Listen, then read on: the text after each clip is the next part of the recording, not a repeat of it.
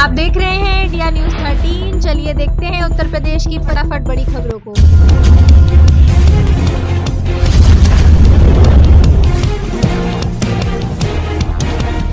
महिला सुरक्षा और पिंक बूथ प्रतीकों से आगे की चुनौती। महिला सुरक्षा के लिए पिंक बूथों की संख्या दोगुनी करने का फैसला लिया गया है। महिला पुलिसकर्मियों को नई पेट्रोलिंग गाड़ियां दी गई हैं। सरकार इसे मिशन शक्ति की सफलता बता रही है। हालांकि विपक्षी महिला नेताओं का कहना है सुरक्षा केवल बूथ बनाने से नहीं बल्कि त्वरित न्याय और सुरक्षित माहौल से आएगी। क्या एक कामकाजी महिला देर रात तक घर लौटते समय निर्भय है? सरकारी योजनाओं और महिला सुरक्षा की जमीनी हकीकत के बीच के अंतर को पाटना अभी भी एक बड़ी चुनौती है।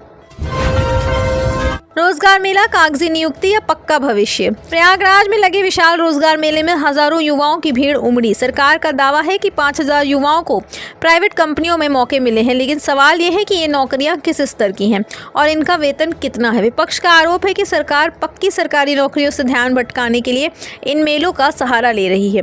यूपी का युवा संविदा और आउटसोर्सिंग के जाल में फंसा महसूस कर रहा है। उसे अवसर चाहिए, सिर्फ मेला नहीं।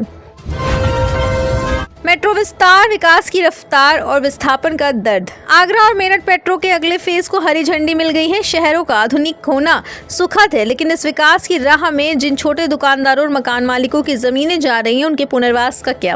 विपक्ष ने प्रभावित लोगों के पक्ष में आवाज उठाई है। विकास हमेशा बलिदान मांगता है, लेकिन क्या वह बलिदान हमेशा गरीब और मध्यम वर्ग को ही देना चाहिए? मेट्रो से सफर तो आसान होगा, लेकिन क्या ये विकास समावेशी है? जमीन रजिस्ट्री की फेसलेस व्यवस्था, भ्रष्टाचार पर लगाम। जमीन की रजिस्ट्री के लिए दफ्तरों के चक्कर काटना और बाबू की मिन्नतें करना बीते जमाने की बात हो सकती है। सरकार ने पूरी प्रक्रिया को ऑनलाइन और फेसलेस कर दिया है। ये कदम बिचौलियों के सिंडिकेट को तोड़ने के लिए उठाया गया है, लेकिन तकनीकी रूप से कम साक्षर लोगों के लिए सिरदर्द भी बन सकता है। विपक्ष का कहना है ऑनलाइन सिस्टम में सर्वर डाउन होना, साइबर फ्रॉड का खतरा बढ़ जाता है। क्या वाकई यूपी का तहसील प्रशासन भ्रष्टाचार मुक्त हो पाएगा? राशन कार्ड और पात्रता का ऑडिट, गरीबों के हक की लड़ाई। सरकार ने अपात्र राशन कार्ड धारकों के खिलाफ एक बड़ा अभियान छेड़ा है। जो संपन्न लोग गरीबों का राशन ले रहे थे उन पर शिकंजा कसा जा रहा है। ये एक साहसी कदम है ताकि असली हकदार को अनाज मिल सके, लेकिन इस प्रक्रिया में कई बार तकनीकी गलतियों की वजह से गरीब परिवारों के नाम भी कट जाते हैं। विपक्ष ने मांग की है सर्वे बहुत सावधानी से हो ताकि कोई भूखा न सोए। राशन की दुकान आज राजनीति का सबसे बड़ा अखाड़ा बन चुकी है। ग्रामीण सड़कों का जाल, धूल से डामर तक का सफर। 500 नई ग्रामीण सड़कों के लिए फंड जारी किया गया है। गांव की अर्थव्यवस्था सड़क पर निर्भर करती है। अगर सड़क अच्छी होगी तो किसान की फसल मंडी तक जल्द पहुंचेगी, लेकिन विपक्षी विधायकों का आरोप है कि बजट का आवंटन पक्षपातपूर्ण है। ठेकेदारी प्रथा में सड़कों की गुणवत्ता हमेशा संदेह के घेरे में रहती है। क्या ये सड़कें पहली बारिश का दबाव झेल पाएंगी या फिर भ्रष्टाचार की भेंट चढ़ जाएंगी? ग्रामीण जनता की नज़र आज PWD के काम पर है।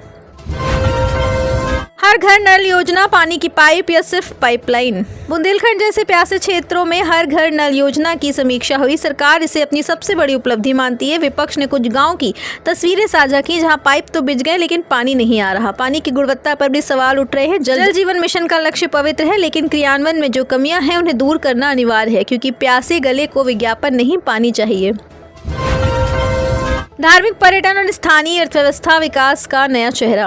अयोध्या और काशी के बाद अब मथुरा और विंध्याचल के लिए बड़े प्रोजेक्ट्स का ऐलान हुआ है। धार्मिक पर्यटन से यूपी के राजस्व में भारी वृद्धि हुई है, लेकिन स्थानीय लोगों का कहना है बड़े होटलों और मॉल के आने से छोटे दुकानदार हाशिए पर जा रहे हैं। विपक्ष का तर्क है विकास ऐसा होना चाहिए जो स्थानीय संस्कृति और छोटे कारोबारियों को संरक्षित करे। क्या यूपी केवल टूरिस्ट डेस्टिनेशन बनेगा या स्थानीय लोगों की खुशहाली का केंद्र भी?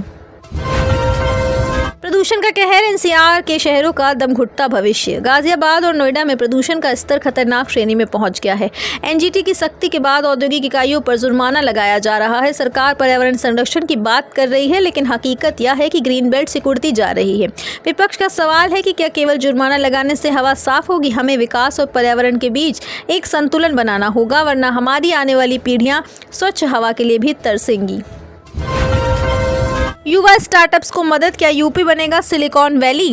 न ब्याज के 5 लाख रुपए तक की मदद। सरकार का यह स्टार्टअप फंड युवाओं के लिए एक बड़ा मौका है। यूपी का युवा अब नौकरी मांगने वाला नहीं, नौकरी देने वाला बनना चाहता है, लेकिन इसके लिए जो लाल फीताशाही है उसे खत्म करना होगा। विपक्ष का कहना है कि लोन की प्रक्रिया इतनी जटिल है, आम युवा इसका लाभ ही नहीं ले पाता।